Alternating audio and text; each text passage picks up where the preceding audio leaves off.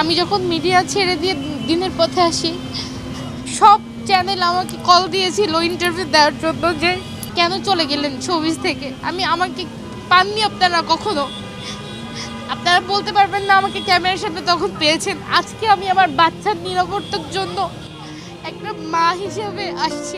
এভাবেই কান্নাজড়িত কণ্ঠে নিজের উপর অত্যাচার হওয়ার বর্ণনা দিচ্ছিলেন নাজনীন আক্তার হ্যাপি।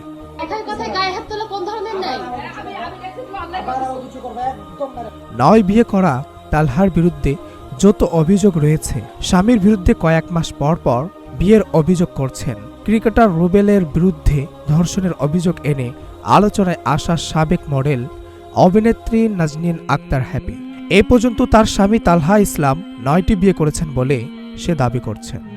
আমার হাজবেন্ড মেয়েদেরকে ধরে আর ছাড়ে, এবং আমি তালাক চাইলেও তালাক দেয় না। গত সোমবার স্বামীর বিরুদ্ধে নির্যাতনের অভিযোগ এনে নারী ও শিশু নির্যাতন দমন আইনে মামলা করেন। বুধবার সন্ধ্যায় রাজধানীর একটি হোটেলের সংবাদ সম্মেলনে এ তথ্য জানান হ্যাপির আইনজীবী অ্যাডভোকেট জান্নাতুল ফেরদাউস। তিনি বলেন, নাজনীন আক্তার হ্যাপি মডেলিং ও বিনোদন জগৎ ছেড়ে দিয়েছেন দিনের পথে আসার জন্য। গত 7 বছর আগে নড়াইলের সাবেক এমপি প্রয়াত মুফতি শহীদুল ইসলামের ছেলে মুফতি তালহা ইসলামের সঙ্গে তার বিবাহ হয়। বিয়ের কিছু সময় পর থেকে জানতে পারেন তালহা ইসলামের বিভিন্ন নারীর প্রতি আসক্তি রয়েছে। নারীদের সঙ্গে সম্পর্কের এক পর্যায়ে কয়েক মাসের জন্য বিবাহ পর্যন্ত করেন। এখন পর্যন্ত তালহা 9টি বিবাহ করেছেন। আজকে আমি আমার বাচ্চার নিরাপত্তার জন্য একটা মা হিসেবে আসছি।